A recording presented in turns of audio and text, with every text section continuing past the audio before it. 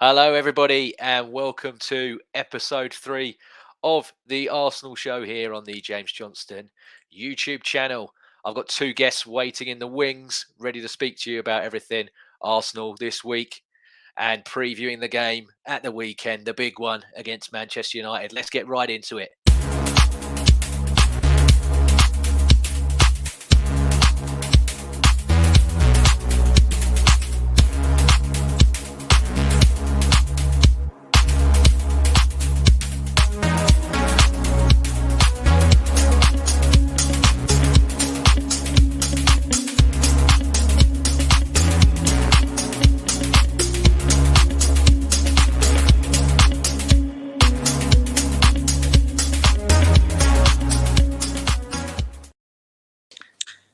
Yes. Hello. And hello to everybody that's come from the same old Arsenal podcast over to here as well. Much appreciate you carrying on, watching me still after you've watched me for an hour and 10. You want to watch me even more. So thank you very much. But yes, with all my shows so far, I've always looked to what I call my clique, my friends. And I've got two great friends again with me tonight. Bez, how you doing, my friend? Good as ever, as the show suggests. Thunder. I feel very thunderous right now. Yes, and we've got Mr. Shah. Neil, how are you, my friend? It's always good to see you. ESR. I didn't realise it for he's not going anywhere because he's in Neil's banner.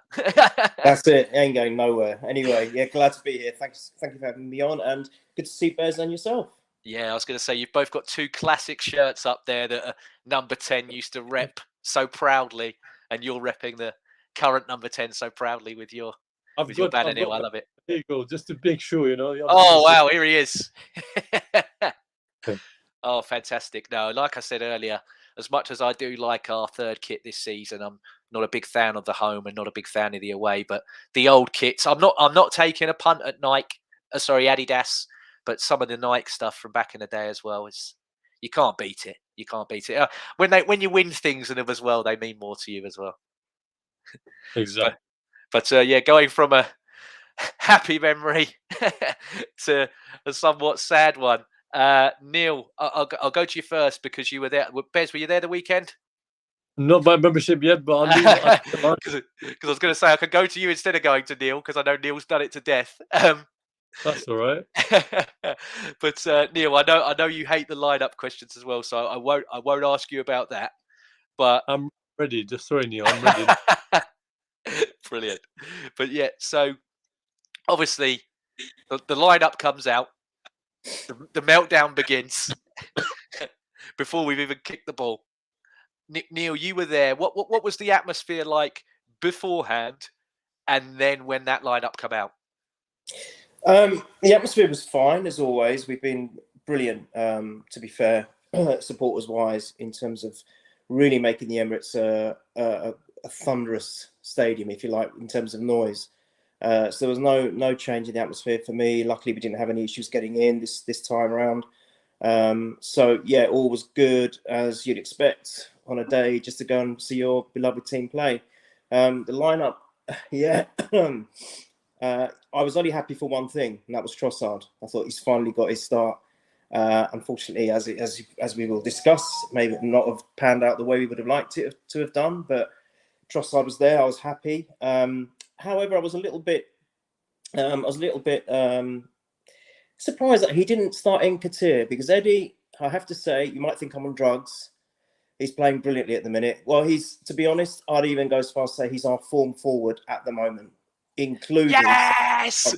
No, that's what he is. Finally. It doesn't mean that completely, but I'll always give credit where credit is due, and I have to say he was outstanding. So I was surprised that he wasn't playing. I thought Trossard coming in, but for Nketiah was a little bit strange. So it was a kind of double whammy for me. It was like I was happy on one side, a little bit disappointed on the other. But the Gabriel omission was the one that really was, a punch in the heart or a punch in the chest. I just couldn't understand that, and it obviously looked like he was still going to go with this Partey at right back, which, let me just quickly say, he's done okay in that position because Partey's actually been on form, I feel. However, it is not his position, and that is as simple as it gets. So I think it was okay. I thought the atmosphere was very rapturous, as always, but then as you know, only a minute in and things changed. But anyway, I'll let you carry on. Yeah, Bez, Neil's just mentioned it there. Obviously, we got this new plan of inverting on the right when Zinchenko apparently isn't fully fit or available. So we're doing it with Thomas Partey because obviously the Timber injury, such a big one to lose. And then, yeah, exactly.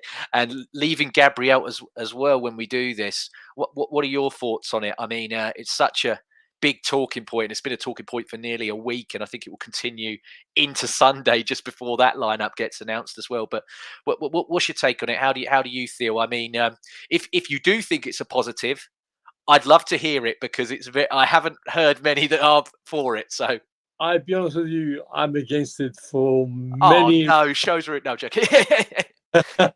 Look, I'm nothing as Arteta. I have a supervisor of mine at my workplace. Long story short, I spoke to Neil during the week about this, and Michael right now.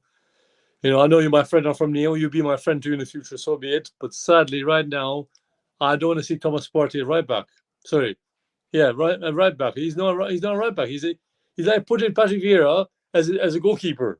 I'm sorry, unless if your team needs you as backup, yes, but that's not backup. You put the man in the wrong position. He's like putting the anchor of a ship, at back of a ship.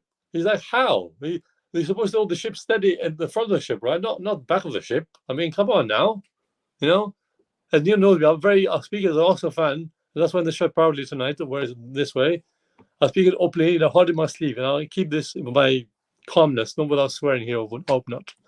Just Arteta, if he hopefully somehow hears this, but please play the players now in the preferred positions because you don't want to unsettle the squad and ruin your reputation, not your legacy yet, because there's no legacy yet with Arteta. I'm sorry, there's no legacy just yet. Wenger has a statue now. Wenger can boast about it because he made things happen. I won't compare to Wenger just yet. They have similar, mindset, shall we say? But what he's doing right now to put, what's his name, Partey at right back. He's putting the midfield's a bit disjointed, shall we say. The strikers, I'll keep this very clear because I made notes, as I said earlier, before Neil, was speaking before me. I want to see, let's say, Eddie up front. I want to see a false number 9 behind him. Let's say a Odegaard or a Martinelli or a Smith or even, false number 9. He can work with us. His Arsenal DNA. Dal Square. Woolwich Arsenal. I live in an area which is populated by other teams. As Neil knows me, I'm still, no matter what, I'm still Arsenal boy no matter what. I might say to have another favourite team in the world, in Europe, so be it. But in my heart, I will always follow this team wherever I go. Even my own country. I wear the away kit from last year. People told me, is that a football shirt? I said, it's a football shirt, but it's this season. Oh, nice. Or is it real? So guys, I just bought from the Arsenal Direct. What are you talking about? And they're like, oh, yeah, interesting. Anyway, without waffling too much, I want to see the right team, the right players in the right positions basis on what they are made of. So Fabio Vieira, if he wants to be a attacking midfielder, if he wants to play in that position, if he's comfortable again to be the way he did against Fulham, the cameo, shall we say, let him be free. Let him have the freedom of the pitch. As me and Neil and you, we spoke last time each other in previous podcasts. Let people be having the freedom, so basically they can own the pitch, own, because again, I know he's at home, I know he's United, the history goes there, without disrespecting that team, shall we say, because at least have a team with history. But for us, we're talking about Arsenal now. I want to see every possible person included with Arsenal, be the fan base behind the team, the board behind the team, the manager behind the team, the coaches, the captain, the sub-captain, which I think Declan Rice is doing really well. From looks of it, from I see, he's a sub-captain from the looks of it. He's literally, but I think something's there. You can see it's brewing. He said, Odegaard, you lead the team, but I'm here too. I'm here too for you. I'm ready to back you up. And you can already see something's working there. The midfield seems to be good. Defensive unit is a bit, as I said, that little midfield and a little bit of defensive line is a bit disjointed. Attacking wise, we're all right. Goalkeepers, thankfully, we signed, I think, in my eyes, the least second/third best goalkeeper in the league, which is, again, a great coup for us to have. I have nothing against Ramsdale. I'll talk some bits about him in a minute, but for now, I'll keep, on the point of, as you said. I just want to see people play their positions. You know, if you're a right back, you stay right back. If you're a defender, you're a defender, etc., etc. You know, without waffling. I totally understand, and yeah, I agree with you 100%. I think the tinkering of the team, to me, feels like it's all to accommodate one player, and that one player is getting it harsh from every angle, from even an Arsenal angle to pundits that any little tiny thing. If Arsenal have their shirts all untucked, but one of them's got it tucked in, that's it. He had his shirt untucked today, or someone's socks are just worn differently. Whatever thing they can nitpick, they'll nitpick at. And they're all waiting. You know, every one of them is watching this one player because they're like, this is a stick or a brush to smack Arsenal down with. And at the moment, and I think you summed it up perfectly, Bez, when you said last season, your left side was your side that wasn't really as fluid, but your right side was unbelievable. You had double figures in assists and goals from Saka. You had double figures in assists and goals from Odegaard. I believe Ben White was chipping in with goals and assists. And that now has completely diminished because you're playing a system. And okay, it might not be out of the choice that you wanted because obviously you had Timber there and he got injured. But I do think that system is leading to these problems. And Neil, you mentioned it, so I'll go to you first. Obviously, you talked about the start. That first goal, for me, Saka, I think he's too loose. He's a bit languid. And then White and Thomas Partey, for me, they're both trying. I've watched it back so many times. They're both trying to advance. And if you stick to this system, Thomas Partey's got to be more defensively disciplined. If he's going to be a right back, he's got to be more defensively switched on or disciplined in that area for me. I know I take pops at Zinchenko for how sometimes, but Zinchenko for me is more of a concentration thing. I think he can have the bit, it's not like he can't tackle or he doesn't know when to tackle or how to tackle. It's just, I think he just switches off and then, look at Liverpool. He was knackered, but then, his legs are open. The ball goes through. Do you know what I mean? I look at it and I just think to myself, so that early in a game, I don't know if it's again, they just thought, it's only Fulham. We could do that sort of. They just sort of underestimated what was happening. And then you've always told me, Neil, I think for the last 3 or 4 years, got to be a fortress, James, at the Emirates. Has to be. And you were like the Ashburton Army. Everything else is making it, but we're still conceding too many goals at home and too many. If it's like the one in the Europa League where Ramsdale it's an absolute worldie, you could just sit there and go, oh, okay. But these ones, I mean, and again, it's the whole one person makes an error at Arsenal. Can his mate bail him out? Oh, no. Because I think Ramsdale as well should do so much better for that goal. What about you, Neil? Yeah, I mean, look, the problem is, if you're going to concede that many goals like we did even last season, although we were so good last season, you're not going to win the league. Simple as that. Concession of goals at that level is just not going to do things for you. And you can be excused for that away from home. But at home, you've really got to shut up shop as far as I'm concerned. Now, we have got to change that very quickly as the game on Sunday. We have to change it. And obviously we'll come to that later, but I know that for me, he's got to revert back to the traditional. He can't do this experimentation anymore. Because of that experimentation, as you mentioned Partey earlier, he's not a designated right back. Yes, that was his role and job on that day, but he's not. With Zinchenko, he actually was brought in for that left back position, although he doesn't like playing that way, and Arteta knows that, and that's fine. It works with his vision, I guess. Maybe the concept of a traditional left and right back is gone now in the Premiership. Maybe all the teams are trying to evolve players into doing this inverted or playing this inverted role.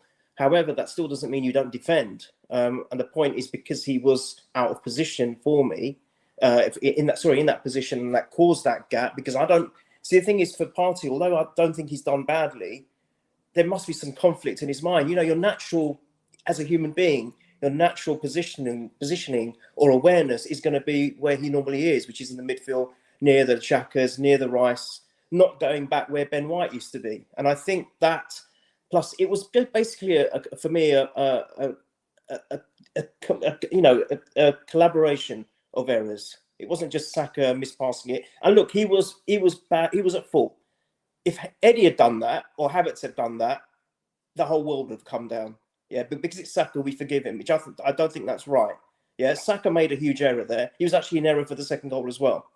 So, as I've always, like you, James, I say as I see. It doesn't matter if it's Messi. Yeah, that's what if I they've pride made a myself mistake, on. Yep. if there is a mistake, I will say, I don't care who it is. Don't care. I don't care if it's my brother playing. I don't care. I will say as I see it. Saka was in error. He made a mistake. But yeah, the positioning of Partey, and then obviously Ramsdale wasn't sure whether he was going to come to collect or go back. He was caught in two minds, and that's it. He's in no man's land. It's as simple as that. For me, it was a collaboration of mistakes that led to a goal. But what really upsets me is any game plan that Arteta would have potentially had is out the window straight away.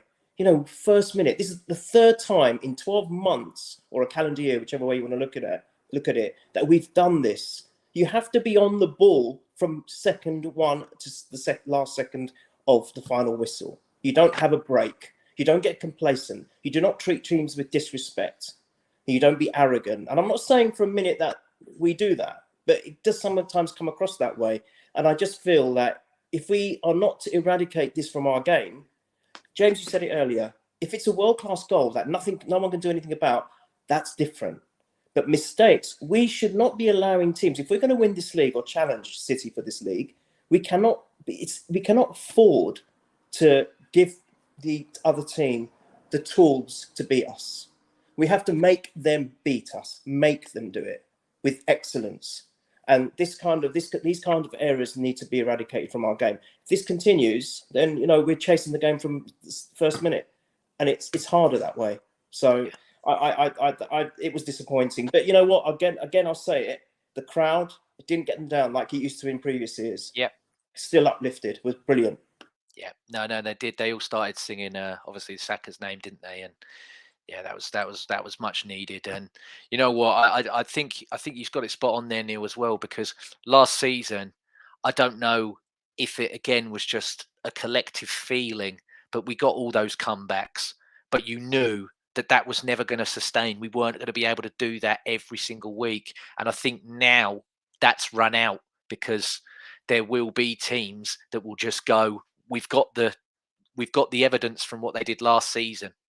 So we're not, we know that they're going to try and they might even go, we know they're going to overcommit here or try and do something. So we'll smash them on the break, a bit like how Forest got their goal in that game. But Bez, what about yourself for the first goal? Obviously, I know it's a bit traumatic. We've all sort of relived it for the last 5 or 6 minutes. But yeah, is there anything else you'd like to add for the goal, mate?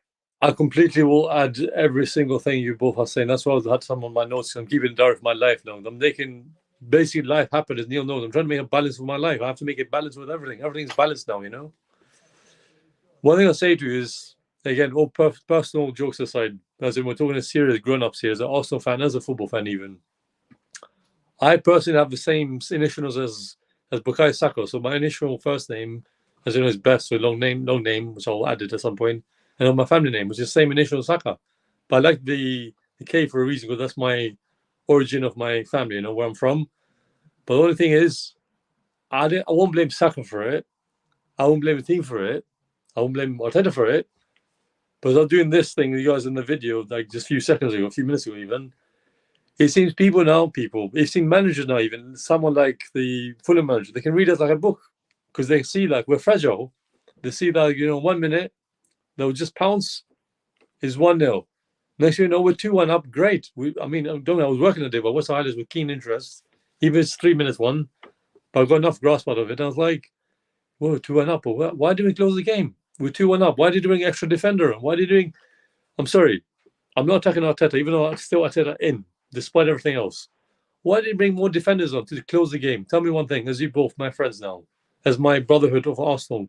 Well, even women alike. I'm not going to generalize on anyone. Why didn't you bring an extra defender on to close the game against Fulham? When Fulham gave United a tough game in the FA Cup last year. We done it last season to our place. They had 10 men even as well, or 9 men if I'm correct. And they got unlucky against United. I watched that game. I was watching the F1 at the same time, and I was watching the United game just with keen interest for no reason. And I paid attention to the and this Fulham team with Mitrovic, with this, I think the Israeli guy who's going to another team, I forgot his name already. It seems Fulham's now going places. Fulham now just realised, we established ourselves in Premier League. We know what they know what they want. They know what they want to achieve. It reminds me a bit of Leicester City when they came up. Everyone said, Leicester City will go down. I mean, the man barely kept them alive. Still kept them alive that following season. Then Ranieri took over, as we know. I mean, Ranieri. I'm sorry to waffle about the club, but I have to compare now because sadly you can see Fulham are producing magical stuff. Again, I won't attack Saka. I'm a big fan of his, but sadly he lost focus.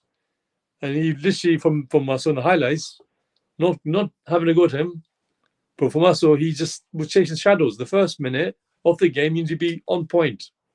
Be ready. You're on your home ground. You're your own fans behind you.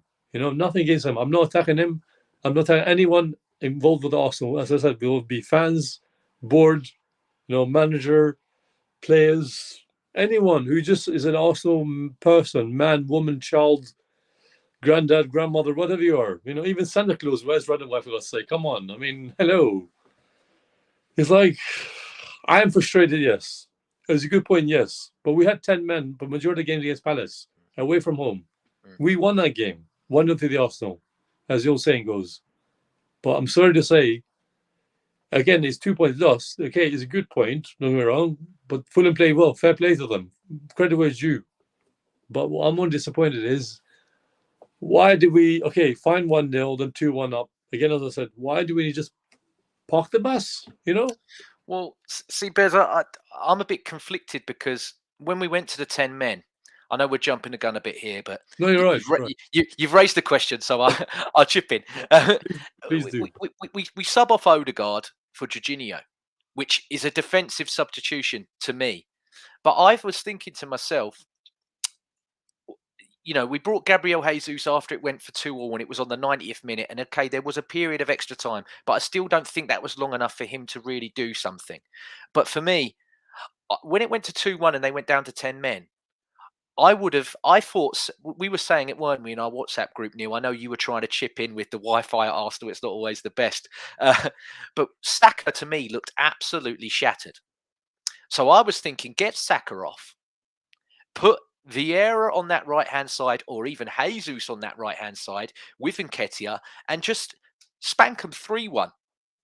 Like kill the game off. I know game state again. I love the different of opinions here, Bez, but for me, yeah, unless you were going to chuck on more defensive players to sit, but it was only Jorginho. It was only Jorginho and Jesus that I know he obviously brought on Zinchenko and Nketiah earlier on, but just for me again, and it goes to what I say about Arteta, with sometimes he doesn't read game states to me correctly, and I know there's still a lot of people that go, oh yeah, but it's only his first job. But after 4 years in the job, give or take, it rings hollow for me. I think he needs to know this by now. And I don't know, I thought on the day, the Nketiah substitution and the Vieira substitution were fantastic. But the rest of me, I just didn't think it was right. I didn't think it was the right players that come off. And I don't think it was at the right times either. I think if you were going to get Jorginho and that on earlier, because you wanted to, we know what Jorginho does. He recycles the ball very, very well, and then you can dominate the ball and shut the game out. But it just felt a bit. Again, great comment here. Just a lack of respect to Fulham. She's right. She's completely right. I agree with 100,000,000%. I agree with you as well. There's no right or wrong. I agree with you both. I totally do. Yeah, Neil, what about yourself, mate? I'll be right back. With respect to, are we going forward and just talking about the result in general, or just generally talking about the lack of concentration? What are we? Well, yeah.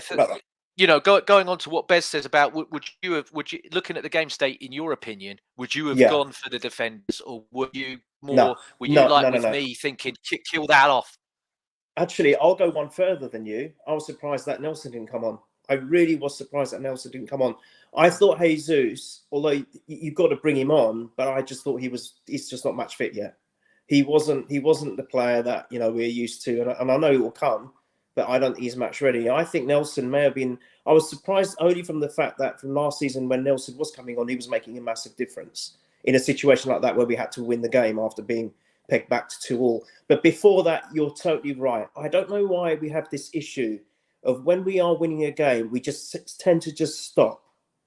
We just stop. Why? Why? How much? What you're saying is right. I would have argued differently to you, James, saying it is Arteta's first job. But after the season he had last season, where he should have learned so much, and I'm sure he has learned so much. One of the takeaways from that is those games where we were in utter control, and then we let the teams come back at us. We don't need to revisit it, but you know the ones I'm talking about, which potentially cost us the title because we dropped points. You should learn from that and think, do you know what? We have got enough in our armoury. Now, you think about from Fulham's point of view. They're winning at Arsenal. They're thinking, wow, against a very oppressive crowd. But we talk about when we go away to stadiums and oppressive crowds. Think about what other teams think about us. Now they're thinking, wow, the Emirates is an oppressive stadium. Look at their fans, right? So they've not only lost a 1-0 lead, they're now losing the game. They're down to 10 men, and actually we were in control at that time. But then we just stop. So it allows Fulham, and there's no disrespect to them. I thought their goal was great, but it shouldn't have got to that stage in the first place. And you know, if you want to talk about defence, why did you bring Gabriel on? Why the omission of him? Where he's brilliant in those situations in the box at either end. Actually, doesn't matter which end it is, and he has got a leadership quality about him too. But that's a different story. But I just felt that the substitutions, apart from obviously Vieira, who I'm lauding at the moment, and obviously Nketiah, which I did at the top of the podcast, I agree with you. I think they were very negative, in my opinion. We have enough with us to be able to go and absolutely win the game outright. We're not that team anymore, James, and especially if we're playing a very difficult and challenging opposition where, wow, we've managed to get the lead. No one expected it. Let's try and hold on to it. But to be honest, that's not been our identity anyway for numbers of years. Wenger never wanted that. Wenger wanted always to play an attacking game. He was never one for let's take the ball to the corner flag. He never did that stuff. He wanted to keep scoring goals. And sometimes it was to our detriment. And we used to say, why are you doing that? Because you're opening yourself up. But at the moment, I think that is the answer. We've just got to go ahead and go for the jugular. We should have finished Fulham off. Yeah. I think to me, you know, and again, I'm not paid the mega bucks like he is, and you know. But for me, I look at these game states, and I just thought to myself, these are ripe for the taking now, and we just, yeah, like you said there, we just didn't seem to go and do it, and it baffles me. It just really baffles me. But just quickly, we'll quickly rewind back, and then we'll go forward again after the equaliser. I've got to talk about, obviously, Trossard come off at half time. Eddie come on. I thought Eddie should have started. Again, like we've mentioned at the top of the show, for me, the best two players for Arsenal this season in the league have been Thomas Partey and Eddie. And I know that might upset a few people, but as we always say, we call it as we see it. I think them two have been the best. But going on the goal, it's a lovely pick out originally. No one's talking about the ball from Declan Rice to start it all off. No, I haven't seen that be praised enough. And then Martinelli obviously cuts in, finds Vieira, who wins the penalty, and then Saka takes the penalty and scores. But I'll go to you first, Bez, and then Neil. Bez, were you shocked, or were you surprised that obviously Saka took that one and not Odegaard, or did you just think we've got people who can take penalties now, really? So it doesn't matter. You know, it confuses the opponent. You know, you've got Jorginho that can hit a good penalty. Saka can take a good penalty. Odegaard can score a penalty. What did you think when he went up? Because I know a few people were like, "Oh God, no, Saka's back on it again." I didn't worry. I thought he's scoring this. I actually smiled, and I'll say one in a minute. I'll use a Star Wars reference point from the new TV show, and basically, you don't want teams to read your bluff. You know, you want teams to read your bluff because the way we said to Saka, "You take the penalty, not Odegaard." This time it worked. I mean, look, you can't blame Saka for missing the penalties. I mean, in this day and age, keepers are keepers. They'll move even a bit too early, too late, too soon. I mean, look, we're a team. Then people know now Arsenal now is a team. It's not the same, you know, what's he called? What's he called? Oh God, I remember the certain bunch. I won't say the name, as me and Neil already agreed with Michael many podcasts ago, not to say them love, but the Laughing Stock FC, shall we call it, as they called us. I'm happy Saka took the ball. I'm happy Odegaard took a step back, even though he's the captain, don't get me wrong. But at the same time, the way that goal was made, the way Nketiah goal was made was just super amazing goal to see. Even to happen, the way it happened. I know he's Fulham. People was saying, this is Fulham. Like, I'm talking now as a football fan, okay? I'm not as an Arsenal fan. I'm talking now as a football fan.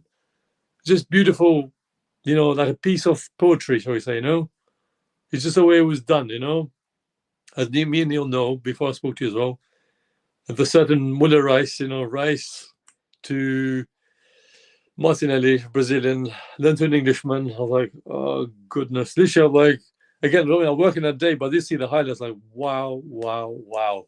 Can't we do this more often? Let Vieira be himself. Now I can see Vieira is taking his stride. I was talking to a mate of mine who's an Arsenal fan as well, prior to this, and I did a bit of a practice speech, I said to them, let people have the freedom of the pitch.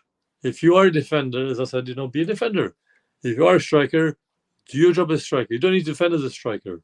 Okay, do it if your manager needs you to do over time, the task, or extra man, shall we say. But let's say, like Saliba, like if there's a tall man who wants to attack the corner, as Neil said, attack that corner pitch. Attack, attack, attack.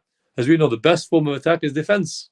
For me, as well, I'm a Wenger fan growing up as well, because I grew up on these years going by. And I'll say this quickly. If I remember the Champions League, was it the 08 or 09, if I'm correct? I think it was it. Yeah, when we played Liverpool, it was like, I think it was 2-0 to us on aggregate or something. Walker made a run from the back, similar way, similar way. A certain Adebayo was our striker at the time. It was 2-1, I think, or something. 3-1 to us on aggregate, or something was like that, if I'm correct now. And somehow, somewhere, we made that nice move. We scored from it. It was just like level playing with Liverpool in their own patch. From out of nothing, Liverpool made it overall 3-2 or 4-3 now. I can't remember now fully. That's almost no time ago now. But it just reminds me that we can attack well. We have that desire. We have that will to attack, even away from home. You've seen it last year. The amount of away games we won. We had an unbeaten run in all the London teams we played. All of them, including the famous Chelsea team. I'm sure I don't want to pinpoint the whole club, but if I have to speak about them, I will speak openly without swearing, of course, without attacking them. But I'll speak about the teams that we need to speak about. We had an unbeaten run against all the London teams. And now they won the ESR 10. I'm sorry. I'll say this again. Whoever's listening to this, many Chelsea fans, or even family members of mine, as Neil knows, ESR 10 is not for you. Buy someone else. Yeah, I think and I'm glad they have. But yeah, you mentioned it. Obviously, the second one as well. Vieira again, yeah. Lovely ball into Eddie, and it's a brilliant finish. And Neil, comment here as well. Did anyone notice Vieira stare to the bench after his assist? I didn't until I watched the replays again. But he is like, like Ronaldo. He is glaring at him as if to be like, that's what I do every week. Like, did you watch that? Because that's what I'm here. Like you said, he's arrived type thing. He's like, I'm here. Like, don't forget me. I know you like your Trossards and you like this one and that one, but I'm here. I'm here as well. And remember, you paid 35 million for me. I weren't cheap. You paid good. You paid money for me. I know we'll obviously touch on him more later, but what did you think of the second goal, mate? Because for me as well, I think if he's not told to do more, when he come on against Southampton and they just saw him, they were like, he's small, he's light, batter him. When he's not made to defend, I think he's a really serious player, Neil. And we saw that in the cameo in the Man U game that we lost last season. I thought he was one of the best on the pitch then. Obviously, the Brentford away was class because he was he was in for Odegaard, so he was more of a 10 instead of an 8, being asked to defend. And then again at the weekend, he was put up higher. You go and knit it all together, and he did, didn't he? Arteta, you need to play your best, strongest, and fit players in their best positions. It's simple as that. It's as simple and as clean as that. And he's not doing it with all this tinkering. Vieira has shown him with, for me, the man of the match performance, 40 minutes on, man of the match by a country mile, in my opinion. The only one who was near him was Eddie. And I really feel that, I don't know what it is about him. He hasn't put on loads of weight, muscle weight, but he just looked stronger. He looked confident. He looked composed. He was aware. He wanted to be involved in everything. He was a man possessed. Eddie came on as a beast. That guy came on as, I don't know, beast steroids or something, or on steroids. He was just insanity for me. He was involved in everything that happened, all the positive stuff that happened for us after he came on. Absolutely everything. There was 5 key points, like I mentioned before, 5 key moments that he was involved in: the penalty, the assist for the goal, which was absolutely sublime. I mean, that was it was a lovely team goal in any way, but his assist, and to be fair to Nketiah, that was great to latch onto it the way he did. That's a proper premium striker's goal, not just a striker's goal. That's a premium striker's goal, and that's what we've been wanting from Nketiah for so long. And that's, again, this is where I go back to, we were in control, because I think the 2 goals that we scored were just minutes apart. There was hardly any time. We'd absolutely poleaxed Fulham, and then you would let them come back into the game. It just makes no sense. It's nonsensical. But Vieira was also involved in getting their players sent off because of the pass he made to Eddie. He was involved in that amazing bicycle scissor kick. I don't know what you want to call them, but what a nice piece of just technique, and it could have gone in. He also made Leno parry a shot very late on where we could have won the game. I just think that, do you know what? If we just fast forward a little bit, I want to see Eddie start on Sunday, and also we'll get to it. We'll get to it. I promise. I know. But no, because I'm in the in the realms of talking about Vieira. I think he deserves more time now. I've been saying it about Trossard. Now, Trossard, I still believe that's the case. I just think he was unlucky against Fulham because I think he was out of position. He can't. I don't think he's working with Havertz yet. It's not working. We need to get that balance on the pitch. You guys have talked about it earlier. We can't just be right-sided. We need to also balance up on the left. And for me, the left used to be Kieran Tierney and Martinelli. Then more in recent times, you've had the Trossards, you've had Martinelli, you've had Zinchenko, but also you've got the players there. We had Emma Smith-Rowe try and get on the left-hand side a little bit. But Vieira, don't forget how good Granit Xhaka was there, Neil. Oh yeah, absolutely. He was transformed last season. But the thing is, if Partey plays in his natural position, it would allow Rice to do that. And see this is where we're going here. Neil, that's what I thought Rice was bought for. Exactly. I thought he's going to be an 8. Yeah, because he can go up and down. He's got right. the passing, and he's got a shot on him. Just like Granit Xhaka's got. Trust me, Rice has hit a few from range this season that have been parried out or have just gone narrowly wide. Yeah. He will shank one. Absolutely, either top bins. He will do it. Trust me. You know why? More so because he wants to. He's gone on record saying, "I want to score goals." Right? He's hungry for it. So Arteta, give him the passage of play to be able to do that. And you're only going to do that if you put Partey back where he belongs, so Rice can accommodate that movement. Otherwise, it's not going to happen because Rice is going to have to be thinking about playing a more defensive role. He was doing that more at West Ham. We need to how can you say, unravel his talent? And I think his talent would be almost like, and this is all with all as much respect as possible to Xhaka, because I loved him in the last couple of seasons.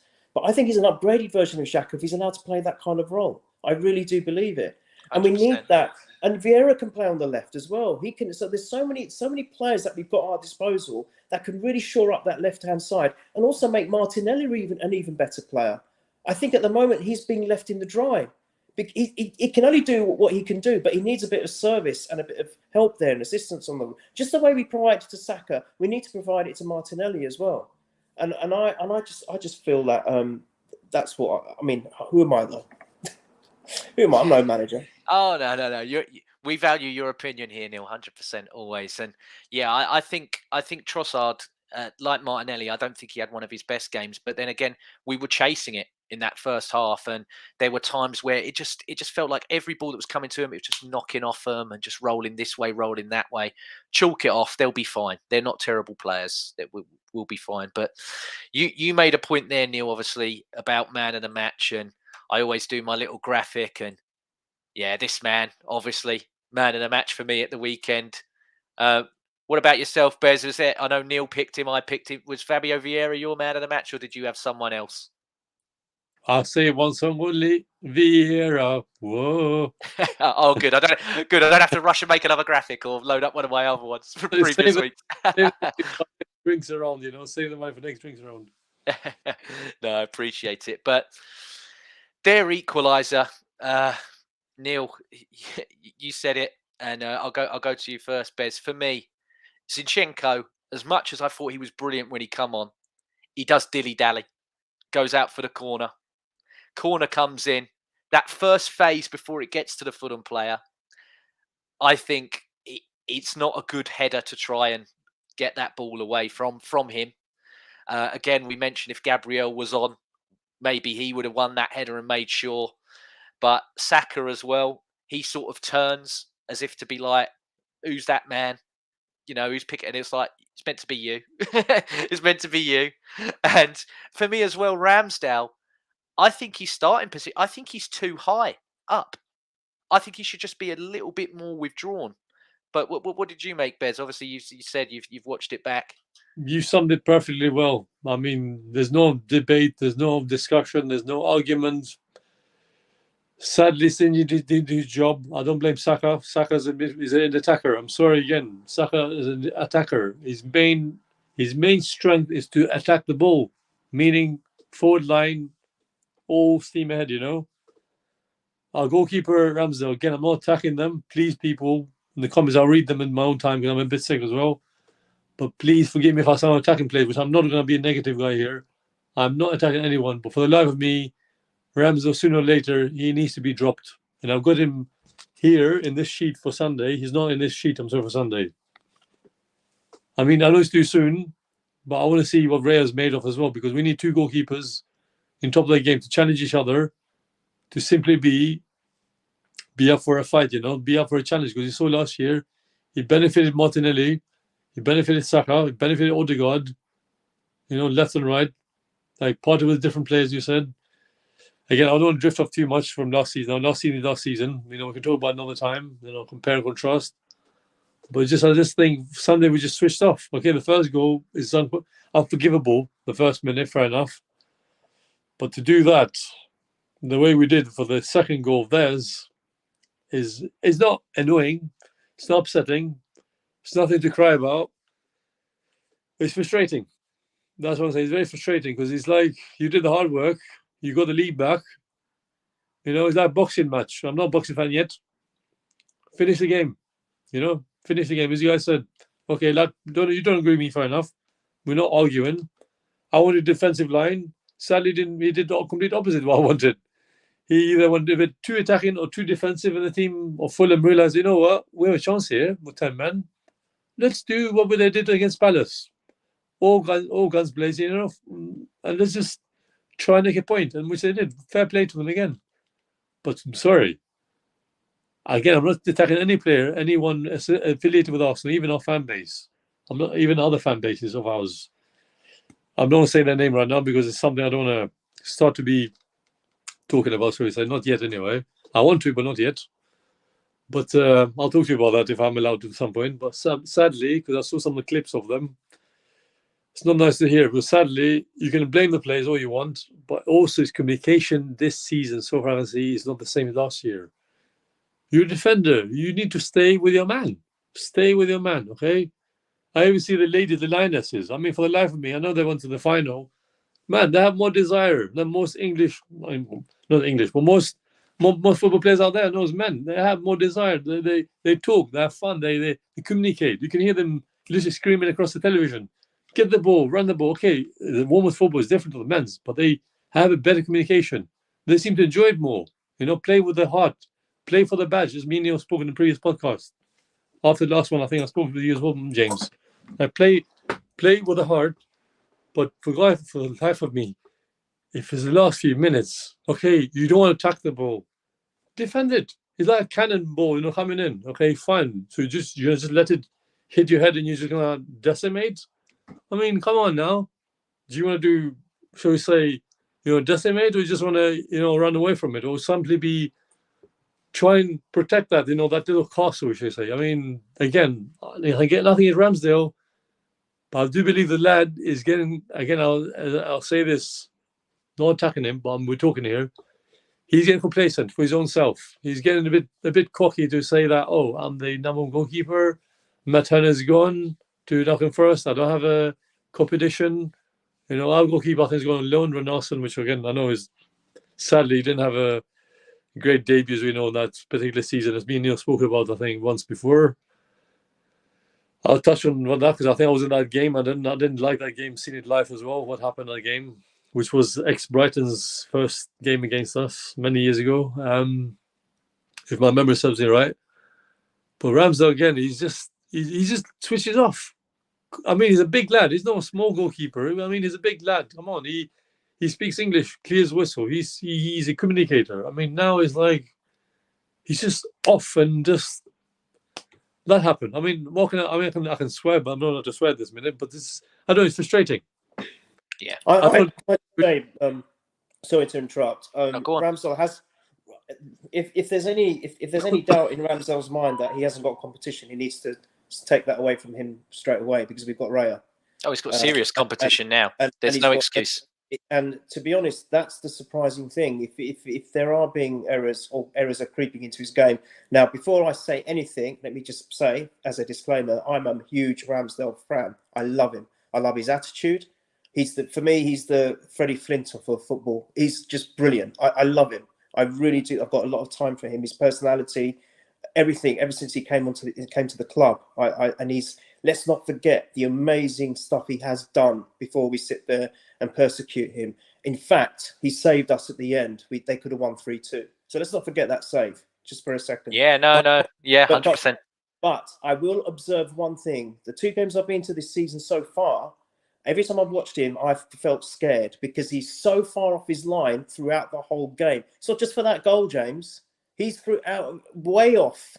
And I know, again, that's maybe a new trend in football, as long with the change of the traditional right and left back players. However, you can't legislate for being that far off and then being vulnerable to a lob or a special moment by a player who just got that glimpse. Only takes a second, and some of these players have got that gift that they can just take that second and lob you, and that's it. You've conceded a goal. He's got to be closer. He's got to be more traditional, as far as I'm concerned, in situations like this. But can we just give Fulham a little bit of credit too? To be fair, for them to come back at the Emirates to do what they did with 10 men, and I have to say that Paulinho was brilliant. The whole Neil, game. he's a fantastic player, Neil. There's a reason he's going Bayern Munich, mate. Yeah, and they wanted Declan Rice, they didn't get him, so they've gone for. And he's a great player, Neil. He really is a great player. He for me, he bossed that game for them. Yeah, he did. And he just it hurts me to say this, but he deserved that goal. But it's our fault. It was our fault. Yeah. We should never let it got to that stage. And even if they were going to score, we should have scored another 3. That's the point. Did a little bit of you worry when the old Spanish, he wears more baby oil than Dream Boys, doesn't he, Traore? Did you panic when he come on? There was part of me that was like, oh, not you. Because he's one of them players that, do you remember like Shane Long? He used to be in like the witness protection program, and then all of a sudden he'd come out when Arsenal, you didn't see him for ages, and then it's Arsenal. And, we gift these people careers, Neil. They do nothing. But whenever it's Arsenal, it's like I know I'm jumping the gun. This guy Højlund is all of a sudden fit for the weekend, and I'm like, I bet he scores again. I bet he gets his first. I know where he's getting his first goal, like that fidget spinner from the favelas that scored for him at the away game. His first game in the Premier League, he bloody scored against us last season. It happens a lot, doesn't it? I hate it. I hate it. Some haven't even scored in their careers, or they haven't scored for like 3 seasons. Play Arsenal, and they get their goal, or a team which is completely off form, like Everton. God. Everton away. I mean, and then all of a sudden when they play against Arsenal, they turn into world champions. I don't know what it is about playing. I've always likened it, and I know there's not going to be many, or there might be some people who remember. If anyone would watch snooker and remember a player called Jimmy White, everyone used to raise their game against Jimmy White. It doesn't matter who they were or how rubbish they were. if you play Jimmy White, you can guarantee he's going to get a game. And I find that very similar to Arsenal. I don't know what it is, but everyone just wants to raise their game. Well, we're a scalp. You know, you score against Arsenal, and you know that you win the game. You know for a fact the plonkers outside that film, mate, especially one of them, he's going to be in all he's going to have headphones on like me and a coat. He's just made you famous. You can sit there, all your family, you know, people like Polini or whatever, that, you know, he could have his family in Portugal or wherever going, oh, I'll tell you what, that goal you scored at the weekend was good. And have you seen this dipstick on YouTube that's, you know, going all mental? They'll be laughing at it. You've made your week. You've made your whole week. Unfortunately, we are a reactionary fan base, and I've done it myself a few times. I've lumped on tweets from TalkSport and what have you, but I'm learning. No, I'm starting to understand their game, and I'm like, no, I'm not playing it no more. I'm playing the Arsenal game, which is you know, I will defend us to the hilt, but like I always say, I say it as I see it, and that's it. So, but yeah, Bez, I know you're waiting to jump in. Permanent. Class is permanent, and that's what I said in my headline. Class is permanent, no? Yeah, exactly. A quick one. One of my mates, before I rewind back to the game, before I talk into the future now, so we say, but basically, one of my mates, and I say Daniel, he's one of my close mates. I met him in the recent year or so. He said to me, "Oh, Palhinha is playing. Guess what?" I was like, "Guess what? What? Who's Palhinha?" Mark my words. And I'm like, "Palhinha." And then I woke up. I got up back after work. Oh, Palhinha scored. That's great. Although that's wonderful, isn't it? Palhinha scored today. That's nice. Yeah, he's a very, very good player. I mean, I thought for however, you know, he struggled with Jimenez nearly scoring that overhead kick in the first half. That panicked me as well. I thought that he started to look tasty again, but we'll leave that there. We'll park that to one side. Right, this weekend, for me, this is still the biggest game in the Premier League. Man City and Liverpool's rivalry of 18 months isn't the 25 years or what have you that Arsenal and Manchester United had. And I've got to ask the question, Bez, I know you've got your little notepad there. Now, I'm scared to do this because every time this season I've put this graphic up, it's never been the team that gets played. I'm 0-3 with it at the moment. I'm ready to fire away my team. I will. I'll just load mine up. So here it is. So here's what I'm going to do. And I realise I should make this graphic bigger now. But I've gone for Ramsdale sticking in goal for me. I'm not dropping him yet. Ben White staying at right back. I'm bringing Gabriel back in with Saliba. Zinchenko's playing as a left back. And then I'm doing Rice, Partey and Odegaard in the middle with Martinelli, Saka and Nketiah starting up front. Now, I'll go to you next, Bez, because you've got your notepad there. What are you doing, my friend? Okay. What are you playing and how are you switching it up? To the Arsenal family, to whom it may concern, even the haters, okay? I'm being a bit of a brave lad now. I personally I know it's too soon, and my mate Daniel said, I'll give him a shout out again. I love him to bits. He's a good lad. And he wanted me to the house to see the Community Shield this year, which was nice. Thanks to him. And at the Sunday roast, thanks to him as well. I'll be controversial. I'll put Ray as a goalkeeper for Sunday to start with. I know Neil, don't hate me. But I'll say the team and give me your critique back because I know you've seen your own team and and let's see what Neil has to say. Obviously, I put Zinchenko in his preferred position. I put Ben White right back, obviously, because he links with Saka, as we know. I put Saliba and Gabi because we need them both to be on point to understand each other. Like, So Campbell / Kolo Toure. Not Sigan, sorry, not Sigan. No offense, Sigan, if you're hearing this. I want Odegaard either, as I said, force number 9 earlier, or just as a drifting midfielder, attacking those, not wing, but in partnership with Partey, because Partey needs a wingman and Odegaard needs a wingman. Saka can just do his own thing. Sorry, I just got a reply with someone on my Twitter, but she can wait. Saka can do his magic. We know Saka magic, Saka boom now. We have no Shaka boom, but now Saka boom,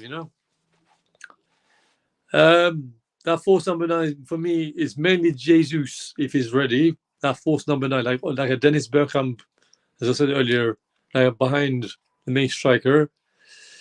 Again, you agree with me, but I want Eddie to start on Sunday because I don't want him to come in and just say, "Look, well, I'll just come into the game." No, I want to start the game because when he starts the game, he's more himself. He knows what to do, and as much as I want Vieira to play, maybe we can agree to disagree, but that's my way to see it. The way I envisage it, so we say. Yeah, no, that's not a bad side, Neil. What about you? Obviously, you love Trossard, as do I. I know you said earlier you're backing Nketiah to start up front, but what are you doing? Obviously, me and Mike did the show on his channel, Arsenal Bubble. If you're not watching it, put it in your weekly circulation. It's got to be on there. It's on mine. Get it done. But yeah, are you saying press that reset button, take the cartridge out, blow on it, and try it again? What I'm hitting reset, but what about you? Are you keeping it? Reboot. Yeah. Go back to basics. Go back to what made us strong last season. Go back to an identity which we established last season, which we had not had for a long time. That is what we want, and that is your team. The only thing I may suggest is actually what Bez came in with, is I wouldn't be surprised if Raya starts, and that's a big shout. Yeah. I wouldn't be. I'm not saying you will, but I wouldn't be surprised. And I'll also say have Vieira pumped to just come on, because he had a good game against them in that cameo. Yeah. So he'll be raring to go after that performance against Fulham. He's going to have the wind behind his sails. He'll be raring to go, and I think that team is spot on, James. But I think Vieira maybe not as maybe again. It depends on how the game's going. If we're winning 7-0, then they can change the whole team. Because I don't even think we can be that stupid to lose 7 goals after. But I just feel Vieira should be a huge contention, Raya potentially, but other than that, go back to the positions that everyone is comfortable in, and Gabriel has to start. Now, for me, that lineup could potentially be season defining, and this is in the fourth game. That's ridiculous, but that's how I feel, because if he sticks to what he's been doing, that tells me a huge story, and it's not for me. It's not a good one. So I want him to just go back to basics. It's just as simple as that. And I think a couple of people have put that in the chat earlier. That's exactly what it should be. I'll go back to a previous comment. Again, he normally gets it spot on, but Michael there, it's the last bit that really rings true for me, in that you're making us a team in transition again instead of a settled team. And I said this on the podcast that I was doing earlier. You're taking a team that was 5 points away from winning the league and making it disjointed all over again. And that just doesn't, again, we talk about it. It doesn't make sense. It doesn't make sense. And to me, again, it's accommodating one player and one new signing. And again, Neil, we've seen evidence of this from his first ever signing in his first summer window with another player from Chelsea. And we saw how that went. Now, I know Havertz is younger, and I think Havertz is... I'm not writing Havertz completely off, but I do believe, again, I use the phrase a lot, pressure cooker scenario. But fans will turn on this guy, Neil. And it will be... And I think it's not helping him. As much as the other players aren't as fluid and as... But there is a horrible feeling in that I think he's going to start Havertz as a striker because he's not going to drop him. Right. And I can't believe that's going to be a thing that's going to happen, Neil. I don't think it's right. Look, I think if you want to dissect it, the fact that we're not fluid anymore, that we're not playing free-flowing football, we're not conjuring up those attacks like we used to and being ineffective with them, is because of the changes. All the players that I don't think are comfortable. Of course, they're not going to say that in public. They're going to say, "Yeah, everything's wonderful." I've been guilty of then falling away from the trust in the process, and then I'm thinking, actually, no, he's got it right, especially after last season. But I think this is a step too far. You guys have all said it on previous pods. He's overthinking. He's trying to be too clever. Maybe he's trying to impress Pep. I don't know. It's not working, mate. Yeah. Just go back to what the players are comfortable with and play that style of football again. Because then if we get that fluidity back, then everyone starts trusting each other again. Bez was talking about communication in the women's team earlier. We'll get that communication flow back again. But at the moment, what are they supposed to communicate? Because they probably don't even understand what the hell's going on themselves. So what are they going to be communicating? That's why I see it. It's just a complete bedlam at the moment, which needs to be just ironed out, and it needs to be the settled team that we were, as Michael said. Why try and fix something that was not broken? It doesn't make any sense to me whatsoever. Gabriel has to start. Partey has to be back in his natural position. Play Eddie at the moment, because for me, he's the better choice than Jesus. What's going to happen? And you're trying to accommodate Havertz. I said in after the first couple of games, I was backing Havertz still. I was thinking it's not his fault. And it's not his fault. It's not his fault. I think he's coming to a team that Arteta's trying to do too much to. So he doesn't know his role. Other players don't know his role. And sometimes some of them don't even know their role anymore. So it's just a mess.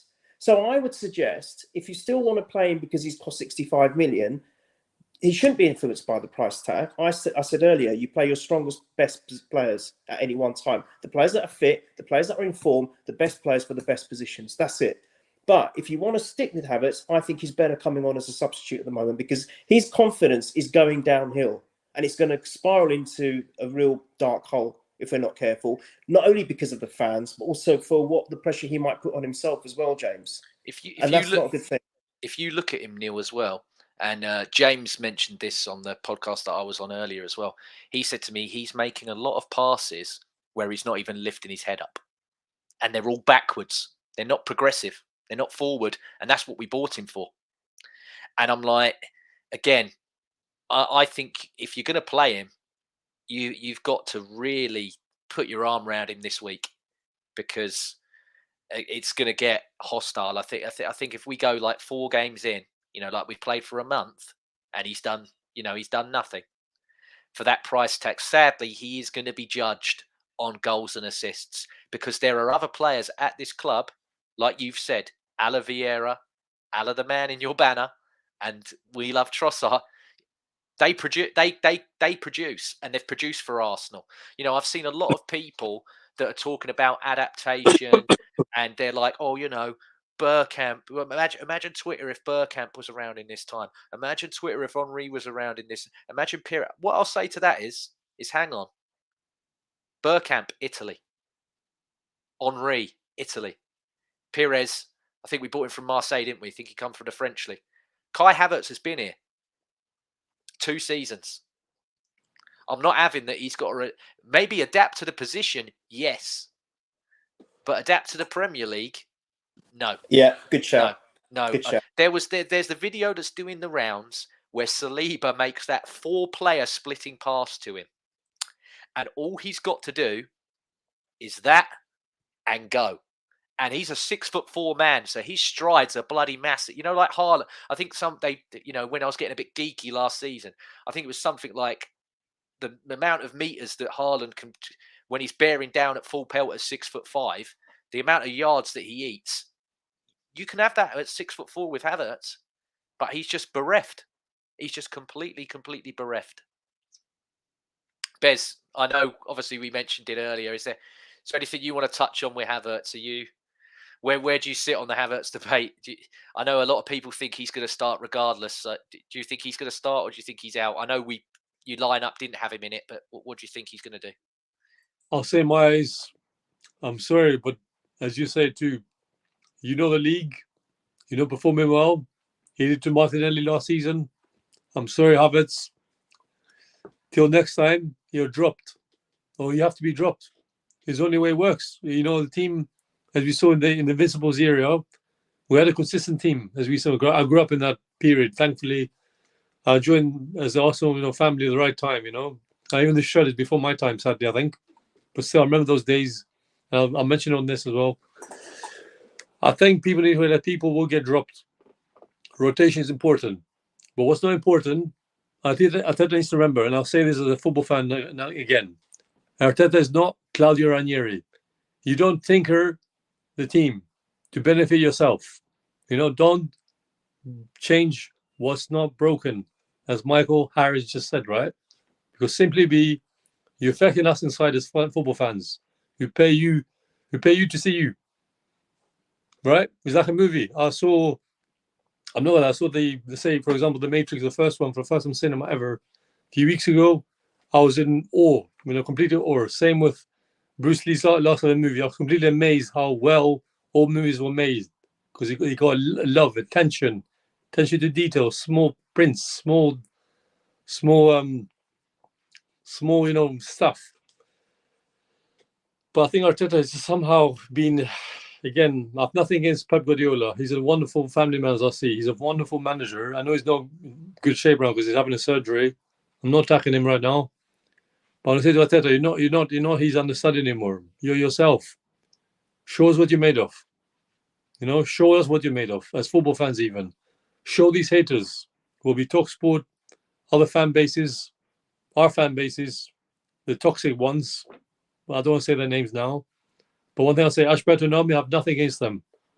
Keep doing what you're doing. Long way may continue because we need them on our side as well.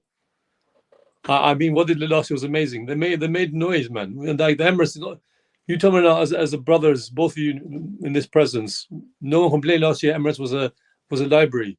No one even said that Emirates is a library. Because I remember years gone by, everyone said to me, Emirates is a library, man. Why you still support Arsenal? This was pandemic time, Pandemic, pre-pandemic. I went to like 5-6 games a season. Neil knows me. I literally went to quite a few games, and I had time in my hands. I could go because I was doing a morning shift then. Not doing late shifts. At least my life is my current job.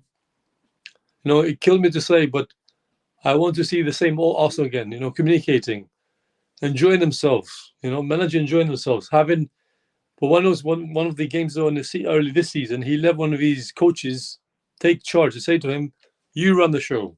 You run this shit." Basically, sorry to use this word. He basically told him, "You run this. You got this. You do it."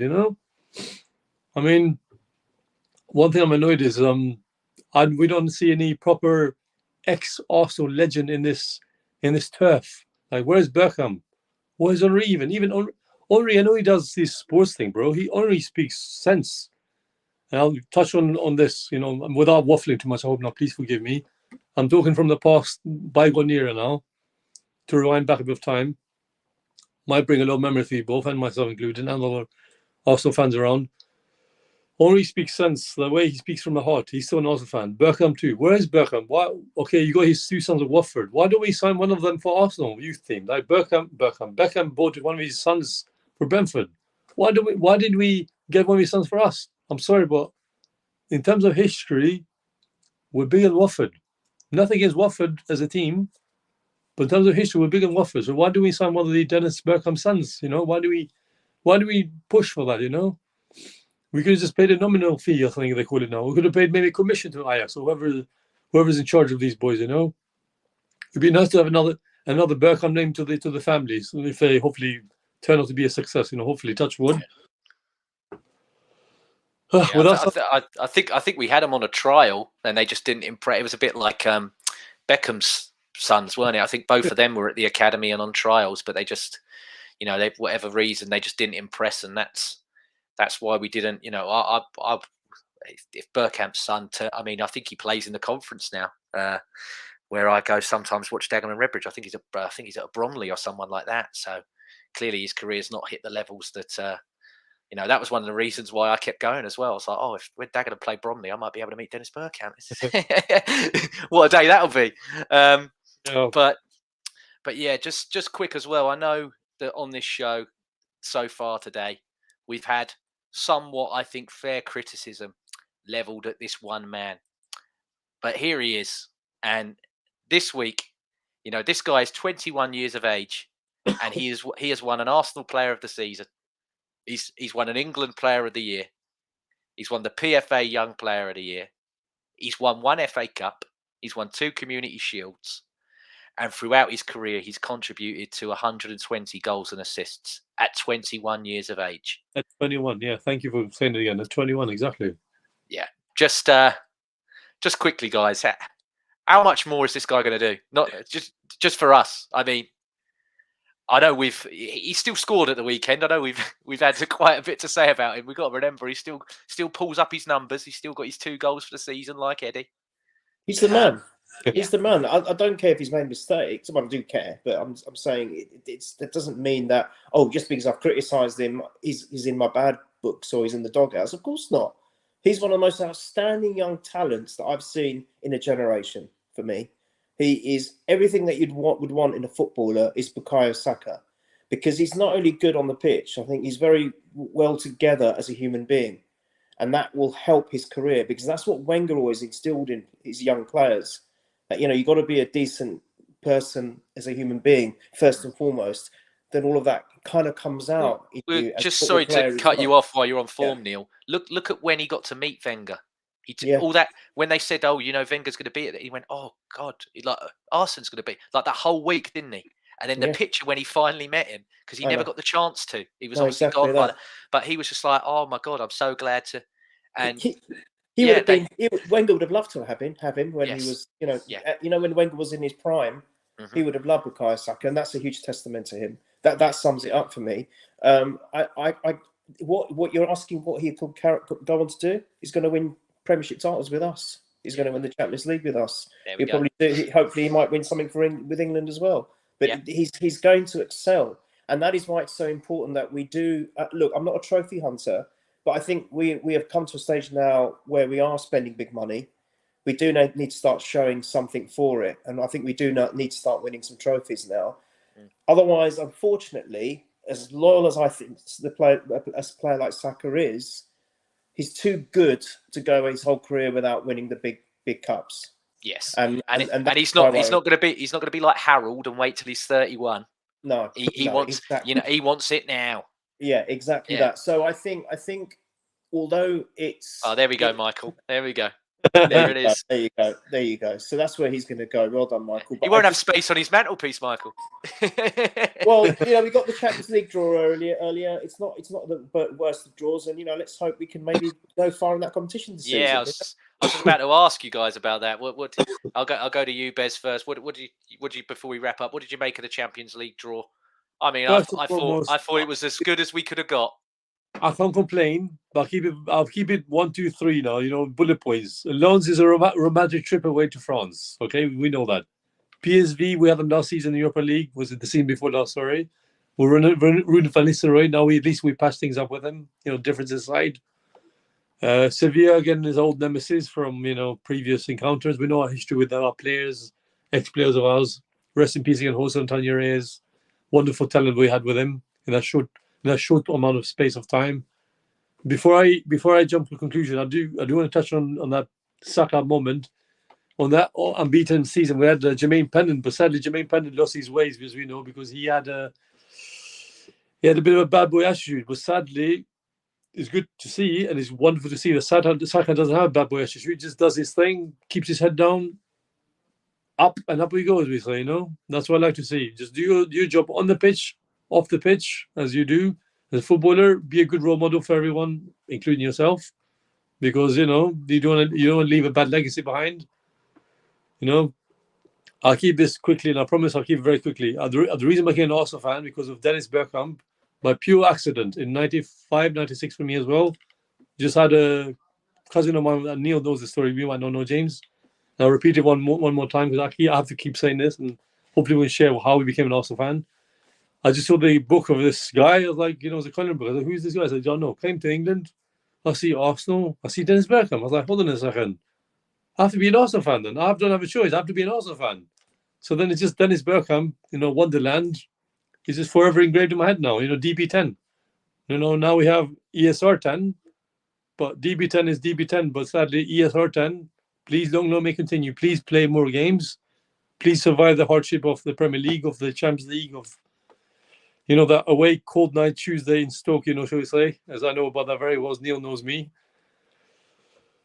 Let's have fun on Sunday, have fun, keep your head down, everyone do their role, do their bits, because, sorry, I just had an email, very important email pop on my email, but I can wait. I just simply just bring us Sunday, that's what I say, bring us Sunday, bring United, because last season we had a wicked game with them. I hope we'll have another cracking one. I hope the decision will go away without sounding too how should I say this word, without sounding too, I don't know, dismissive about other bad stuff, but just let me say this, let's have decision away, the right decision, of course, not to be too much of Levi because it's United, and protection, shall we say. We need as well the referee to protect our players as well, because if it's a red card, give us red against us. If it's a yellow card, should be a yellow card. I'm sorry, don't say to us, Oh, no communication between the two refs. Oh, the VR is down. Oh, this is wrong. I'm sorry, but what happened to communication between the officials now? Mike Riley is gone, or Mike Dean, or whatever his name is. He stepped down. Thank God for that. Another Mike Riley contingent, as me and you and Neil spoke about previous ones. Again, I don't expect them to do a bigger job, but let them. I just tell them, just do your job. What you paid for, you're paid to do your job. Don't last year I went to see one game was against Brentford. Don't forget to draw the lines. Bloody hell, just do your job as official. We'll be on the pitch. It's one thing saying it, Bez. It's they've got no evidence that they do it. I mean, I put on Twitter the other week that they're about as much use as the condom machine in the Vatican, and I stick by it. They're just, they're not worth. They're not worth. The fact that he come out there, the fact he come out the other day and said that he didn't want to do it because he's his friend, just confirmed what we've said this for years, haven't we? That he knows he's reffing his game next week, and if I make him look like a plonker, he's going to do it to me and make me look 10 times worse. I'm like, it shouldn't. You're talking about there's such financial margins on games, like the way you finish in the league or whatever, all on these decisions. You can you can win a title, you could get relegated, you could qualify for Europe. It's all this important things on it. And I didn't want to send him to the screen because he's my mate. Sorry. Bez, you used my one swear word quota, so I could use another one. Dick. You're a dick. Dipshit. Yeah, exactly. Well, there you go. There you go. But just quickly before we wrap up, predictions.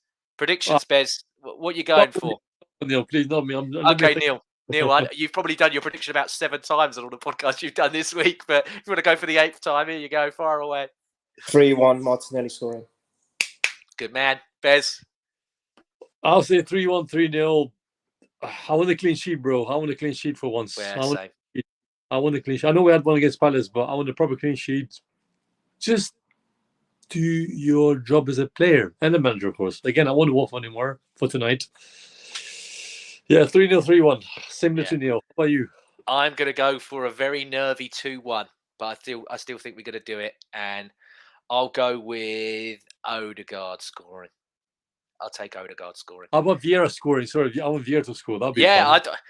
To be fair, I couldn't care less I don't mind if it's a corner and someone's bent over and they fart and it blows the ball in. I just want to win the game. I'll tell you what I want, guys. I want Gabriel to bloody stay. I'm sorry, I'm going to swear. I don't care that Saudi's window doesn't close till the 20th. I want Gabriel to stay. I want ESR to become one of the legends of the club. I want Trossard to play more. I want Vieira to shine as he has done. That's what I want. I'm not asking for much. Thank you very much. Good night. Thank you. Oh, you should have left then. I was gonna. No, you should. That should have been your exit, Neil. But it doesn't matter. It's all fine. But yeah, no, Bez, just quick as well. Where can everybody find you if they want to read more or hear more from you, my friend? I'm on Twitter. I almost have like 2,500 followers. Instagram is a bit dead for me because I'm not really. I usually just follow people. Instagram. Twitter is my main outsource. I do photography as a hobby. I do time to time videos. I mean, people see my talents I do, outside my current job. I mean, I'm willing to help around, do some bits with you as well if you need some extra, work before in advance in a Thursday night. Yes, I know, mic drop. Whoever say mic drop. But yeah, it'd be nice to meet her face to face. I'd love to meet, let's say, have a little room like cafe, like gathering near Emirates, like backdrop in the background of the Emirates. I know a good place actually somewhere. But it'd be nice to hang out, face to face. I'd love to do a podcast like face to face with each other, like a nice little group along, like proper around. Yes, yeah, we need.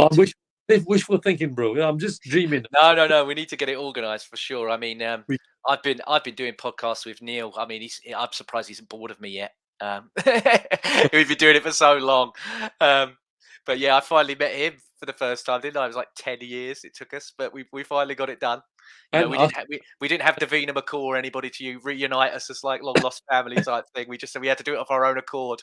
But Neil, where can everybody find you? I mean, it's hard to find where you're not at the moment. But no, it's not. You're nearly doing as many as me. yeah. I'm taking more on because I'm like, he's taking my title as the hardest working man in Arsenal podcasting. I'm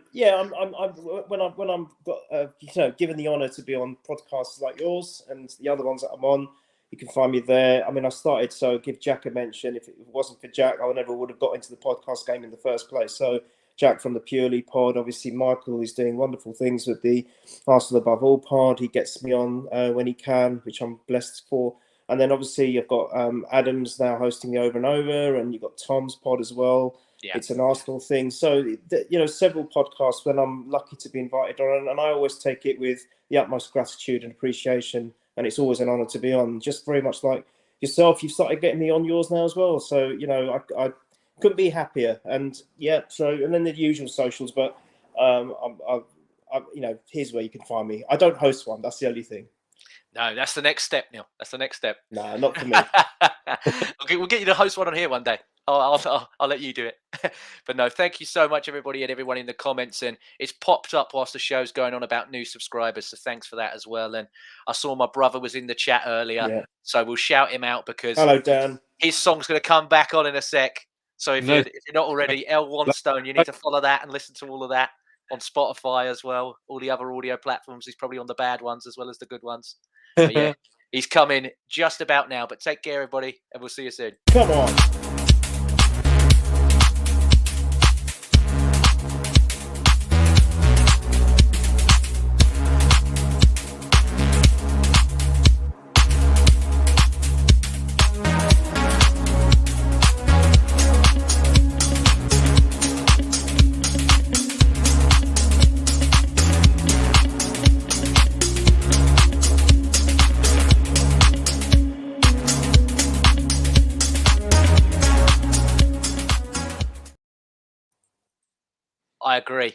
I agree.